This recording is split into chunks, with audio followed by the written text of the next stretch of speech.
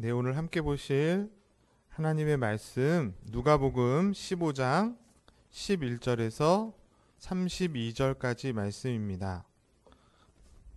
신약 성경책 121쪽 누가복음 15장 11절에서 32절까지 말씀 우리 한 절씩 교독하시고 마지막 절은 같이 읽겠습니다. 다 찾은 줄 알고 제가 먼저 봉독해 드리겠습니다. 또 이르시되 어떤 사람에게 두 아들이 있는데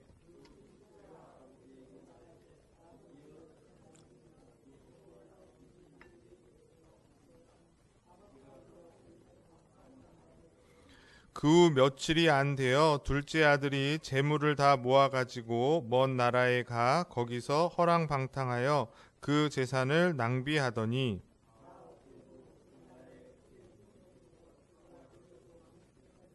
가서 그 나라 백성 중 한 사람에게 붙여 사니 그가 그를 들로 보내어 돼지를 치게 하였는데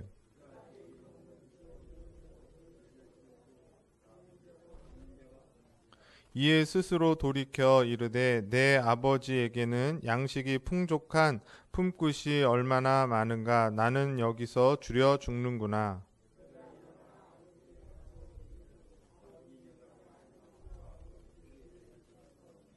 지금부터는 아버지의 아들이라 일컬음을 감당하지 못하겠나이다.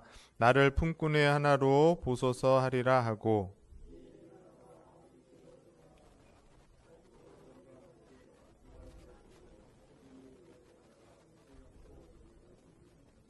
아들이 이르되 아버지 내가 하늘과 아버지께 죄를 지었사오니 지금부터는 아버지의 아들이라 일컬음을 감당하지 못하겠나이다 하나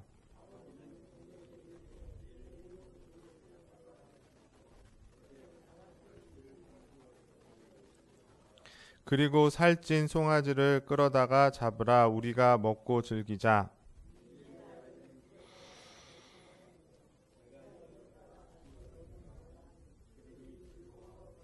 맏아들은 밭에 있다가 돌아와 집에 가까이 왔을 때에 풍악과 춤추는 소리를 듣고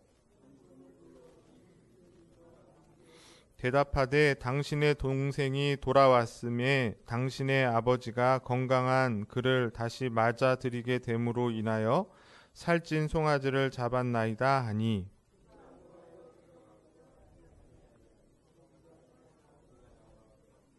아버지께 대답하여 이르되 내가 여러 해 아버지를 섬겨 명을 어김이 없거늘 내게는 염소 새끼도 주어 나와 내 벗으로 즐기게 한 일이 없더니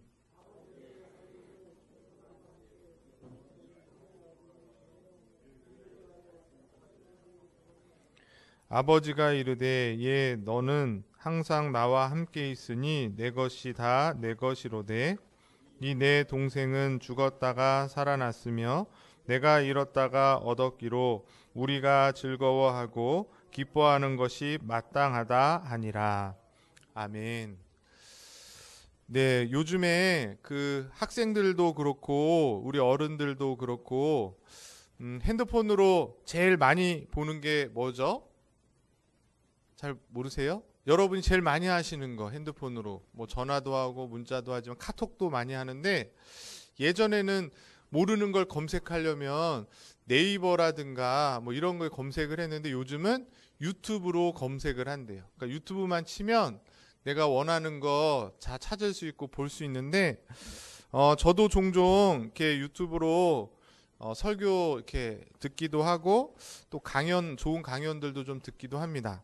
그 지난번에 그 좀 유명하신 분인데 좋은 강연을 이렇게 잘 하시는 분의 강연을 이렇게 들어봤습니다. 제목이 뭐였냐면 열심히 살고 서러운 이유. 그래서 제목부터 확 땡기잖아요. 그래서 제가 그걸 봤는데 이제 조금 서두를 말씀드리면 거기서 제주도 이야기가 나옵니다. 제주도에 해녀들이 많이 있잖아요. 혹시 보신 분 있으세요? 이 영상? 없는 것 같아요. 표정들을 보시니까. 그 해녀들이 많은데 해녀들이 물질을 하고 나오잖아요. 그때 그들을 맞이하는 거를 뭐라고 말하냐면 물마중이라고 그런대요. 물마중. 그 왜 물마중을 하냐면 그 해녀들이 보통 바닷속에 들어가면 한 3시간에서 5시간 정도 물질을 하고 나온다는 거예요. 그러면서 그들이 이렇게 해산물, 전복이나 뭐 고동 이런 것들을 잡아오면 많게 잡을 때는 50kg에서 70kg까지 잡아온다는 겁니다.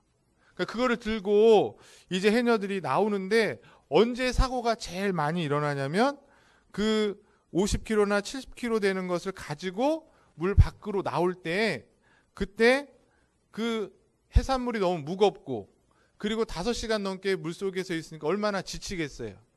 그리고 미끄럽다 보니까 잘못하면 넘어져 갖고 머리가 깨지는 그런 사고가 일어날 수 있다는 것입니다. 그래서 그 채취한 해산물을 이렇게 그 물에서 나올 때, 물 속에서 나올 그때 그거를 좀 들어주는 그런 일을 물마중이라고 그렇게 한다는 거예요.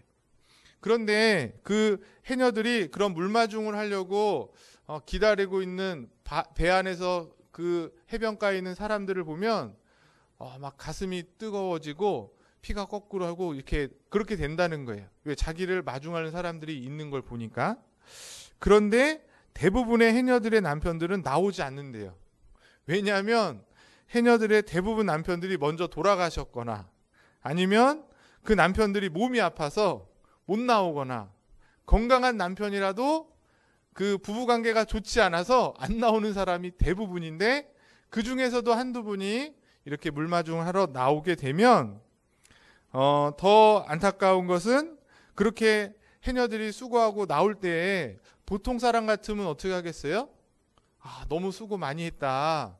그렇게 추운 물속에서 그렇게 하느라고 얼마나 고생이 많았냐라고 하면서 그 눈빛을 마주치면서 이렇게 해산물을 받아내야 될 텐데, 대부분 제주도의 남자 사람들이 그냥 무심코 그 물건만 받고 그냥 간다는 거예요. 여자 입장에서는 굉장히 속상하겠죠. 그런데도 불구하고 그 해녀가 가장 뿌듯해한다는 거예요. 왜냐하면 수많은 해녀들은 물마중 나온 사람이 아무도 없는데 그래도 자신은 그런 남편이라도 나와서 물마중 해주는 것이 그 해녀에게만 가장 큰 기쁨이 된다. 그리고 이런 이야기를 이렇게 쭉 서두에 하는 걸 듣게 됐습니다. 그런데 그 강연의 본론에서 하는 얘기가 뭐냐면 저도 거기에서 굉장히 공감을 많이 했는데, 그러면서 이 강사가 하는 얘기가 살다 보면서 우리가 언제 많이 서러운가, 언제 가장 서글픈가, 그것은 일을 많이 했을 때가 아니라는 거예요. 일을 많이 하고 그랬을 때가 아니라 많이 했음에도 불구하고 아무도 마중하러 나오지 않을 때, 그때 사람들이 가장 서러워한다는 것입니다. 그래서 그때 꼭 또 사고가 난대요. 긴장을 하고 있을 때는 사고가 나지 않죠. 긴장하니까. 긴장이 풀리지 않으니까. 그런데 열심히 일하고 나고 바쁘게 난 뒤에 조금 여유가 생기면 그때 사고가 나거나 병이 온다는 것이에요. 왜 그래요? 그건 다른 것이 아니라 나는 나름대로 열심히 살아왔는데 알아주는 사람도 없고 인정도 받지 못할 때 사람들은 무너져 내린다는 것이에요. 그 이야기를 들으면서 오늘 말씀을 준비하게 됐는데, 요즘 시대가 그런 시대인 것 같습니다. 가정에서도 그렇고 우리 학생들은 학교에서 또는 직장에서 내가 열심히 살려고 노력하지만 서로 인정해주지 않고 인정받지 못하고 격려해주고 위로해주기보다는 무한 경쟁의 시대 속에 살다 보니까 그런 게 없는 거예요. 마중해주는 사람이 아무도 없다는 것입니다. 그러니까 더 힘들어지고 외로워지고 쓸쓸해져서 결국에는 하지 말아야 될 선택을 하는 그런 경우들을 우리가 보게 되는 것이죠. 그런데 저는 이런 시대 속에서 어쩌면 교회가 이렇게 바닷속에서 몇 시간 동안 물질을 하고 힘들고 지친 몸을 일구고 나오는 그 해녀들을 위해 물마중을 하는 것처럼, 교회가 이 세상 속에서 어쩌면 지쳐있고 힘들어하는 자들에게 다가가서 그들의 손을 붙잡고 지친 어깨에 메어있는 그 짐을 대신 줄 수 있는 그런 물마중하는 교회가 되어야 되지 않을까. 그래서 제가 오늘 제목을 물마중하는 공동체 그렇게 잡아봤습니다. 바라기는 우리 원당제일교회가 그런 교회 될 수 있기를 주님의 이름으로 간절히 축복합니다. 네, 오늘 본문은 여러분들이 잘 알고 계시는 말씀이에요. 일명 탕자의 비유라 그러죠. 그래서 이 탕자의 비유는 누가복음 15장에 나오는 주님의 말씀이에요. 주님께서 15장을 잘 보시면 이 말씀을 누구에게 하고 계시냐면 바리새인들과 서기관들에게 세 가지의 비유로 하신 말씀이에요. 근데 이 세 가지의 이야기의 주제가 다 똑같습니다. 그게 바로 뭐냐면 잃어버린 자를 다시 되찾는 이야기를 하기 위해서 첫 번째가 뭐였냐면 잃어버린 드라크마를 찾는 여인, 그리고 첫 번째가 잃어버린 양을 찾는 목자, 그 다음에 드라마카를 주는 여인, 그리고 마지막 오늘 본문이 잃어버린 아들을 찾는 아버지 이야기. 이 이야기가 15장에 기록되어져 있습니다. 잘 아는 것처럼 온 본문은 어떤 아버지에게 두 아들이 있었다는 것이죠. 근데 그 두 아들 중에 두 번째 아들이 아버지께 아버지의 재산을 상속해달라고 해서 그것을 받아가지고 먼 나라로 가서 허랑방탕하게 다 낭비하고 난 후에 마치 거지가 된 것처럼 남의 집에서 그렇게 얻어먹으면서 살기 위해서 있다가 돼지가 먹는 쥐업 열매를 먹고자 하는 그 순간에 그것을 주는 자도 없는 그때에 그가 아버지의 집을 생각하고 돌아오게 되었다. 그리고 그 돌아오는 아들을 아버지가 반갑게 맞이해주고 그를 위해 잔치를 베풀었다. 뭐 이런 이야기입니다. 이런 본문의 내용을 가지고 보통 우리가 새신자 초청이나 새생명 축제, 전도 축제 이런 때에 보통 쓰는 본문으로 오늘 말씀을 많이 우리가 듣게 되는데, 그래서 집 나간 아들 입장에서 이야기를 하는 거죠. 그런데 저는 오늘 이 집 나간 아들을 기다리는 아버지 입장에서 오늘 본문을 좀 살펴보면서 같이 은혜를 나누려고 합니다. 자, 오늘 본문을 잘 보시면 이 집 나간 아들을 기다리는 아버지의 모습, 그 아버지에 대해서 세 가지로 보여주고 있는 것을 볼 수 있습니다. 첫 번째는 12절에 나와 있는데요. 그 둘째 아들이 자기의 재산을 미리 상속해달라고 할 때 이 아버지가 어떻게 하죠? 그냥 주는 것을 볼 수 있어요. 12절 말씀 우리 같이 읽어보겠습니다. 시작. 그 둘째가 아버지에게 말하되 분깃을 내게 주소서 하는지라. 아버지가 그 살림을 각각 나눠 주었더니, 네, 지금 아버지가 상속을 달라고 아들이 했을 때 그냥 주었다고 말해요. 그리고 그 뒤에 보면은 이제 13절에 보면은 그 받은 상속을 가지고 며칠이 안 돼서 그 모든 것을 가지고 집을 나가게 되는 것이에요. 오늘날로 따지면 뭐죠? 상속받은 걸 다 정리해가지고 마치 해외여행 가듯이 그렇게 나가게 되는 것입니다. 자, 여러분 한번 생각해 보세요. 이 아버지의 재산은 언제 받을 수 있습니까? 언제 받는 거예요? 돌아가실 때 받는 거예요. 맞죠? 아버지가 죽고 난 후에 그 다음에 자녀들에게 그것을 상속하는 것이 당연한데, 지금 아버지가 죽지도 않았는데 살아계신 아버지가 멀쩡히 있는데도 불구하고 자기 몫의 재산을 상속해달라고 하는데 그걸 해줄 수 있는 부모가 있습니까?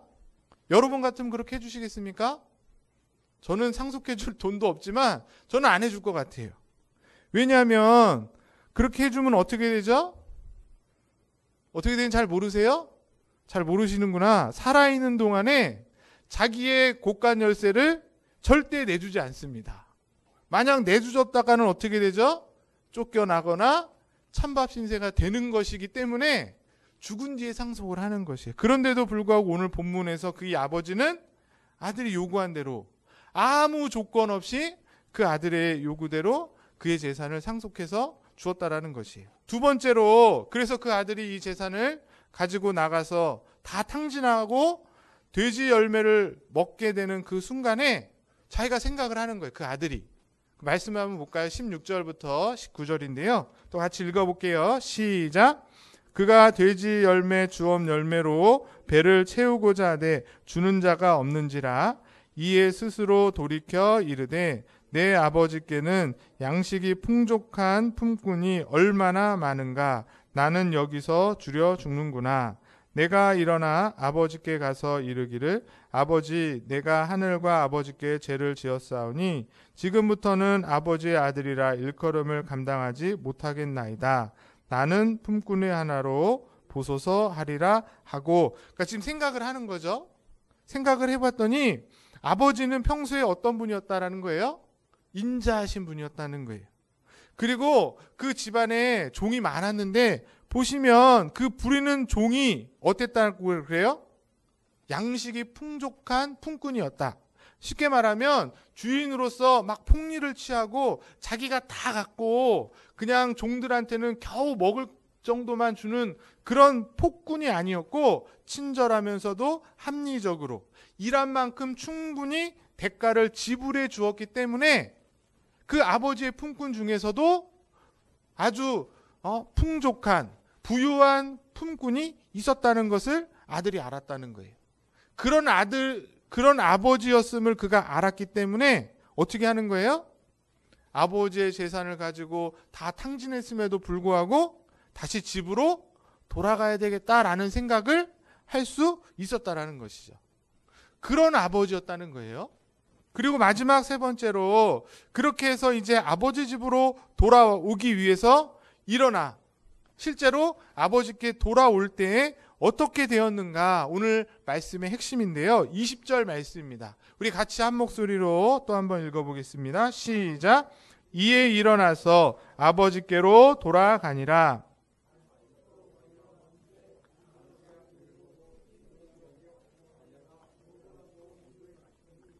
네, 제가 거기에 이제 밑줄을 쳐놨는데 여기서 우리가 주목해 볼 문구는 아직도 거리가 먼 데예요.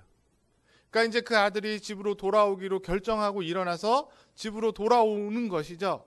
근데 그 모습을 아버지가 어디서부터 보는 거예요? 먼 데서부터 보고 어떻게 했다는 거예요? 알았다는 것이에요. 아마 아들은 아직 아버지가 보이지 않았을지도 모르겠지만 아버지는 이미 그 아들을 알아본 것이죠. 마치 거지가 돼서 몰골이 상하고 지저분하고 오늘날도 이렇게 마스크만 딱 써도 저 사람이 긴지 아닌지 분간하기 어려울 텐데 그럼에도 아버지는 아들을 멀리서도 알아봤다는 것이. 그리고 어떻게 합니까? 치근히 여겨서 달려가서 그를 안고 입을 맞추었다. 아마 거짓골이었으니까 씻지도 않았을 것이고 냄새가 났을 때도 불구하고 상관이 없는 것입니다. 왜? 죽었다고 생각했던 아들이 다시 돌아왔기 때문에. 오늘 성경에 나오는 이 아버지는 누구를 비유하는 거예요? 영원히 죽을 수밖에 없던 우리를 구원하시기 위해서 그 아들까지도 십자가에 내어주셨던 그 하나님 아버지의 사랑을 보여주고 있는 것이고 어쩌면 이 탕자가 저와 여러분들의 모습이죠. 죄로 인해서 하나님을 멀리 떠났던 저와 여러분들을 아무 조건 없이 사랑하셔서 기쁘게 맞아주시는 그 하나님 아버지의 사랑을 우리가 오늘 본문을 통해 깨닫게 되는 것입니다. 저는 여기서 우리가 좀 생각해 볼 것은 이 아버지가 그 아들이 돌아오기를 어떻게 했을까요? 간절히 기다리면서 마중 나가 있는 모습이 연상이 되는 거죠. 맞죠?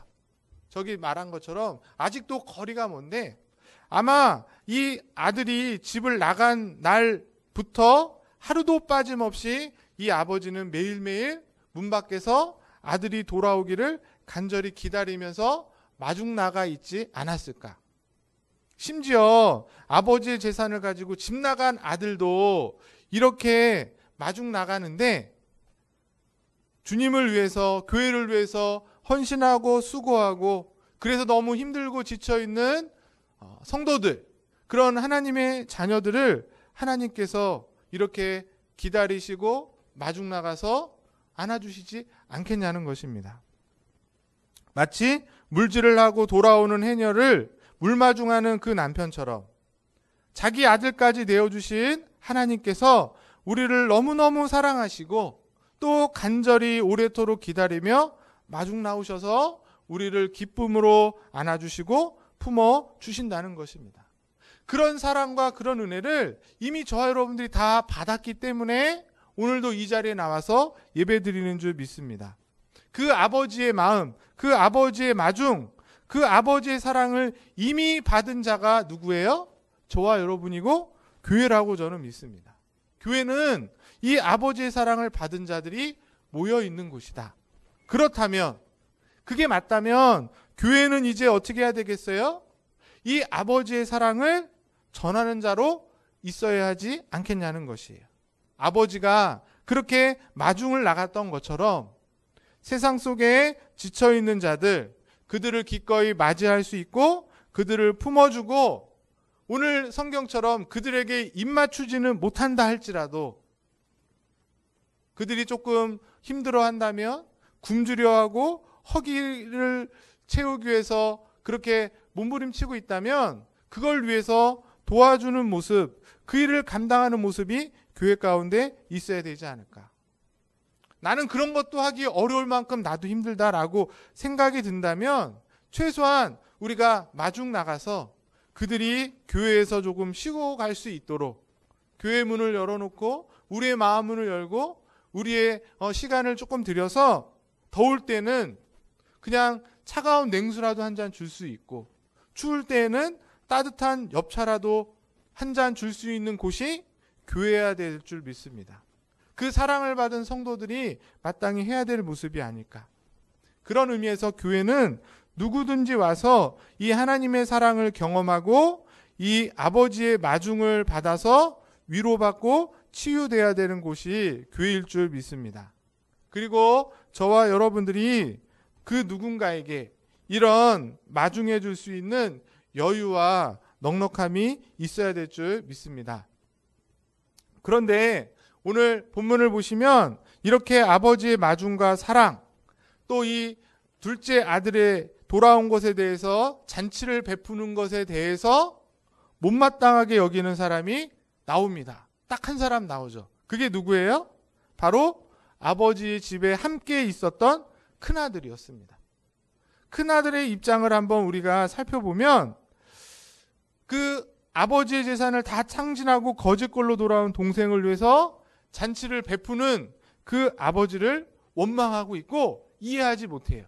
당연하겠죠.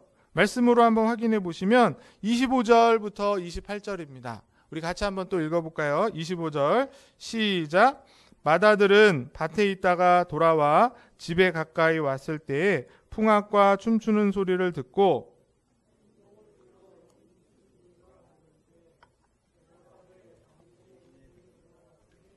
당신의 아버지가 건강한 그를 다시 맞이 인하여 살찐 송아지를 잡았나이다 하니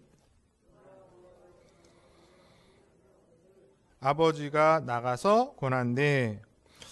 그러니까 큰아들 입장에서는 당연한 말이지 않겠습니까? 자신은 열심히 나가서 밭에서 일하고 땀을 흘리고 왔는데 아버지는 아버지의 재산을 다 탕진했던, 그래서 집 나가서 연락도 없고 흥청망청 다 쓰고 돌아온 그 동생이 뭐가 반갑다고 살찐 송아지까지, 그래서 잔치를 베푸는 그 아버지의 마음을 이해할 수도 없고 납득할 수도 없는 것이에요. 그래서 아버지에게 말하죠. 나에게는 염소 한 마리도 잡아준 적이 없으면서 어떻게 저 아들한테는 그렇게 할 수 있느냐. 오늘 성경 28절에 보면 정확하게 표현하고 있습니다. 그가, 큰아들이죠, 노하였다고 말해요. 그리고 뭐라 그래요? 들어가지 아니하였다고 말합니다. 그러니까 결국에는 큰아들도 이 집 나간 것과 마찬가지 상황이 되는 것이, 동생을 위해 잔치를 베풀었던 그 아버지의 집에 난 들어가지 않겠다, 집 나가겠다는 얘기인 것이죠. 그러니까 어찌 보면 이 큰아들도 작은아들과 똑같이 집을 나가게 되는 상황이 되는 것입니다. 어쩌면 오늘 이 큰아들의 모습과 태도가 오늘날 교회 안에 이미 먼저 들어와서 자리를 잡고 어느 정도 위치를 차지하고 있는 오래된 그런 성도들의 모습이지 않을까. 우리 한번 스스로 돌아봐야 되는 것이죠. 누군가가 교회에 새로 오게 된다면 그럼 어떤 일인 거예요? 놀라운 일이고 정말 반가운 일이고 기적 같은 일입니다. 그런데도 불구하고 그 사람이 어떻게 살아왔고 어디 살고 고향은 어디고 마치 호구조사하듯이 다 조사해봐서 우리랑 맞으면 받아주고 우리랑 맞지 않으면 이 사람은 안 된다. 이런 사람은 되고 이런 사람은 어떻게 저런 사람이 우리 교회 같이 다닐 수 있겠는가. 이렇게 하거나 아니면 거의 대부분은 그냥 시큰둥합니다. 맞죠? 새로운 사람이 왔는지 안 왔는지 상관없고 그냥 나만 그냥 예배 드리고 가면 되는 거죠.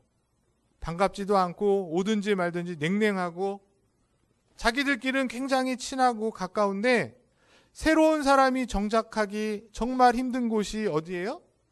교회가 되어버렸습니다. 뭐 저희 교회는 작지만 몇몇 되지 않기 때문에 누구 한 명만 와도 그냥 온갖 이목이 집중이 되겠죠. 그러나 큰 교회, 정말 많은 사람들이 있는 교회는 뭐 새로운 사람이 오는지 신경도 쓰질 않습니다. 새로운 사람이 정착하면 정말 기적 같은 일이 일어났다고 보여지는 곳이 오늘날 교회가 되었습니다. 왜 이렇게 됐을까요? 왜 이렇게 된 것 같습니까? 오늘 말씀의 근거에 보면 아버지처럼 이렇게 누군가를 마중 나가는 모습이 교회 안에 사라졌기 때문이라는 것이에요. 분명 교회는 누구든지 와서 쉴 수 있는 오픈된 장소가 돼야 되는데 이제는 자기들끼리만 친해진 폐쇄적인 장소가 되었기 때문이라는 것이에요. 먼저 다가가서 친절하게 인사를 건네고 그들을 진심으로 기쁨으로 어느 조건에 상관없이 뭐 그 사람이 과거에 무슨 일을 했는지 이런 것과는 상관없이 교회에 나왔다면 주님 앞에 나와서 같이 예배드리고자 한다면 우선은 그들을 받아주고 그들을 기쁘게 안아주고 품어주는 따뜻함이 교회 가운데 있어야 된다는 것입니다. 저희 교회는 어떤가? 우리 청년부는 어떤가? 우리가 한번 생각해 보시면 좋을 것 같아요. 새로운 사람이 왔을 때 이 교회는 정말 따뜻하다. 정말 정감이 있고 마음이 푸근하고 그래서 내가 다음에도 또 와서 예배드리고 싶고 이런 사람들하고는 정말 교제하며 같이 신앙생활을 하고 싶다. 그러한 느낌이 있는 그런 마음이 드는 교회가 되어야 될 줄 믿습니다. 말씀을 준비하면서 제가 한번 제 자신을 생각해 봤어요. 그랬을 때 개인적으로 저는 중학교, 고등학교 때 한 번도 가출을 해본 적이 없습니다. 네, 가출을 해본 적이 없는데 늘 교회가 굉장히 따뜻한 안식처였던 것 같아요. 부모님이 오래전부터 교회를 다니시기는 했고 뭐 지금도 권사님, 장로님이시긴 하지만 예전에 저 중고등학교 때 보면은 집에서 이렇게 좀 부부싸움을 심하게 많이 하셨어요. 그런 모습을 보고 자라다 보니까 예전에 어렸을 때는 잘 몰랐는데 좀 이제 중고등학교쯤 됐을 때는 신앙의 회의감이 생겼습니다. 교회에서는 정말 기도 열심히 하는 뭐 집사님이었고 지금 권사님이지만 뭐 교회를 위해서 봉사하고 하는 그런 장로님이신 분들이 집에서는 막 저렇게 비인격적으로 싸우는 모습에 정말 이게 하나님 믿는 사람 모습이 맞는가? 뭐 그런 고민들이 많이 있었습니다. 그러다가 소심하게 집은 못 나가고 교회를 가야 될 시간에 수원 화성에 있는 팔달문에 올라가서 한 3시간 동안 혼자 막 생각을 하다가 예배를 못 드린 적이 있어요. 그리고 오후 예배 이렇게 갔을 때 이제 담당했던 전도사님이 보시고 뭐 무슨 일이 있냐 이러면서 이렇게 상담을 해주신 적이 있는데 그래서 중고등학교 때 또 대학교 때 청년 때 청년부에 있는 누나들 형들이랑 같이 수련회 가고 뭐 이런 시간들이 저에게는 굉장히 따스함으로 그렇게 다가오고 있습니다. 뭘 말씀드리냐면 교회가 그래야 된다는 것이에요. 교회가 그러한 따뜻함이 있고 누군가를 품어줄 수 있고 그래서 이곳에서 쉴 수 있는 곳, 하나님의 사랑을 느끼고 누군가의 보살핌을 느끼는 곳이 교회가 된다는 것입니다. 자, 오늘 말씀을 보시면 지금 집 밖에 나가 있는 들어오지 않는 큰 아들을 향해서 둘째 아들을 기다리듯이 이 아버지가 큰 아들에게 먼저 나아가서 이야기를 하시죠. 그게 바로 31절부터 32절까지 나옵니다. 우리 같이 한번 읽어볼까요? 읽어보겠습니다. 시작. 내 것이 다 내 것이로네. 이 내 동생은 죽었다가 살아났으며 내가 잃었다가 얻었기로 우리가 즐거워하고 기뻐하는 것이 마땅하다 아니라. 이 마지막 문장이 되게 중요해요. 우리는 이미 어떻게 돼 있다고요? 아버지 집에 있고 우리가 그의 아버지고 나의 아버지 것이 다 누구 것이래요? 우리 것이기 때문에 뭘 얘기하는 겁니까? 저 천국에 대한 영원한 잔치에 이미 초대받은 사람들이기 때문에 우리가 너무 불평하거나 어떻게 저런 사람들까지 하나님이 사랑하시지라고 편애한다고 생각하지 말고 저 천국의 기쁨을 함께 누리고 즐거워하고 기뻐하기만 하면 된다는 것이에요. 누구는 왜 하나님이 이렇게 주시고 나는 왜 이렇게 안 그렇게 생각할 필요가 없다는 것입니다. 이미 받은 이미 누려야 될 저 천국의 즐거움과 기쁨으로 세상에 지쳐있는 그 어느 누구라도 넉넉히 품어줄 수 있어야 된다. 그 아버지의 그 아들처럼 저와 여러분들이 그 아버지의 사랑을 받은 자로 그 사랑을 전하는 통로의 역할을 해야 된다는 것입니다. 넉넉하게 품어주고 안아주고 심지어 손해를 본다 할지라도 나아가서 그들을 마중해주고 위로해주고 격려해주는 그 아버지의 집에 있는 큰아들의 넉넉한 모습을 오늘 성경이 지금 말해주고 있는 것이죠. 그런 넉넉함이 그런 물마중하는 모습이 저와 여러분 가운데 우리 교회 가운데 우리 청년부 안에 넘쳐날 수 있기를 간절히 축복합니다. 오늘 말씀을 준비하고서 마지막에 주님께서 하신 말씀이 떠올랐습니다. 그 말씀이 뭐냐면 마태복음 11장 28절로 29절 말씀입니다. 우리 앞에 나와 있죠? 같이 한번 우리 읽어보겠습니다. 시작. 수고하고 무거운 짐진 자들아 다 내게로 오라. 내가 너희를 쉬게 하리라. 나는 마음이 온유하고 겸손하니 나의 멍에를 메고 내게 배우라. 그리하면 너의 마음이 쉼을 얻으리니 이는 내 멍에는 쉽고 내 짐은 가벼움이라 하시니라. 교회의 머리가 누구라 그랬습니까? 예수님이시라 그랬어요. 그리고 저와 여러분들은 머리 대신 예수님의 지체라고 했어요.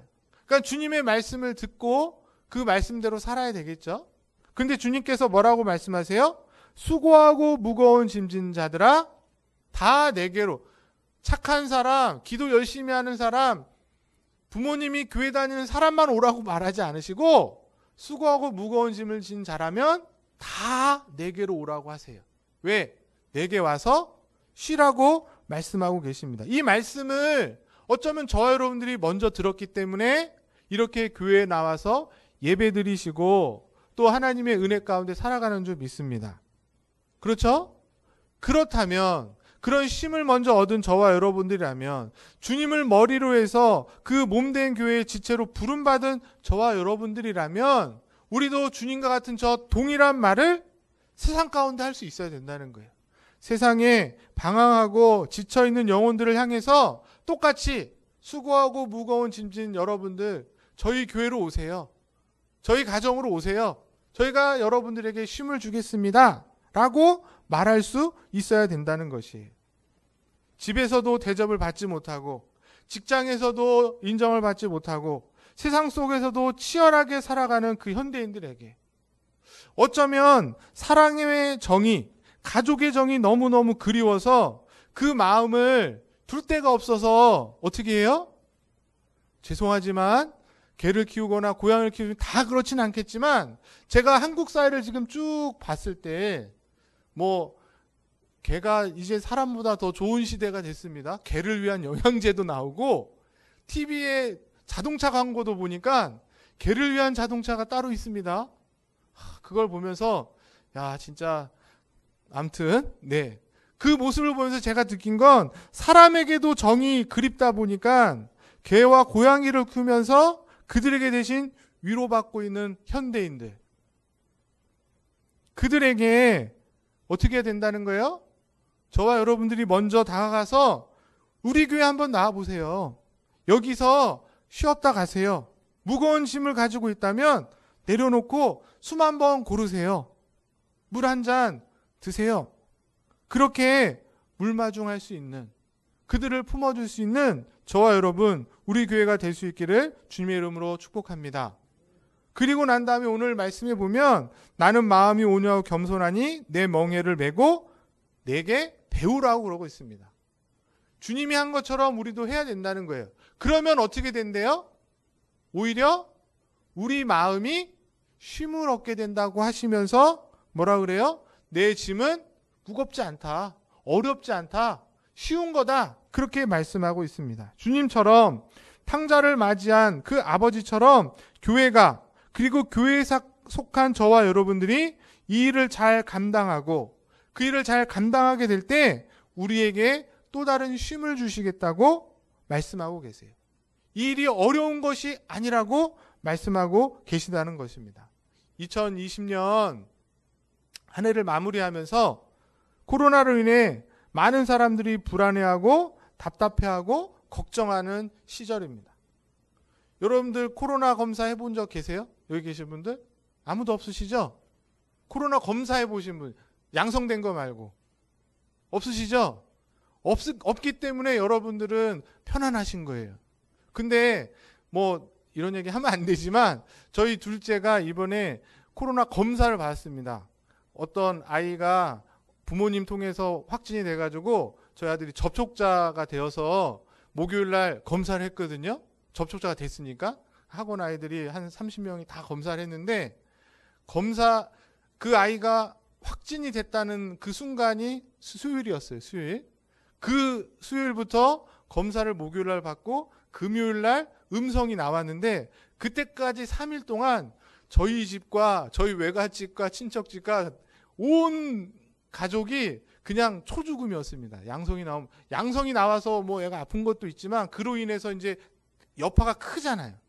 3일 동안 뭐 잠도 못 자고 밥도 못 먹고, 알고 저는 뭐 태어난 척 했지만 봤더니 뭐 외할머니도 울고 계시고 친할머니도 울고, 그래서 음성이 나왔다는 연락을 드리니까 또 우시고 막, 그래서 이제 2주간 음성이 나왔을지라도 격리를 해야 된다고, 그래서 오늘 같이 못 나왔는데, 이게 현실이라는 걸 제가 느꼈어요. 아, 코로나가 정말 별거 아닌 것처럼 내가 걸리지 않고 내 가족이 걸리지 않으면 별거 아니지만 검사만 받아도 막 난리가 나는 거였구나. 그만큼 두려운 거예요. 걱정이 있는 것입니다.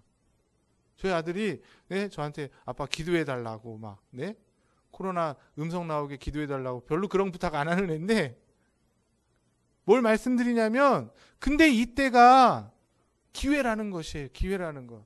왜 이렇게 힘들까? 교회가 더 힘들어지고 이러다 교회가 문이 닫고 기독교가 많은 거 아니야?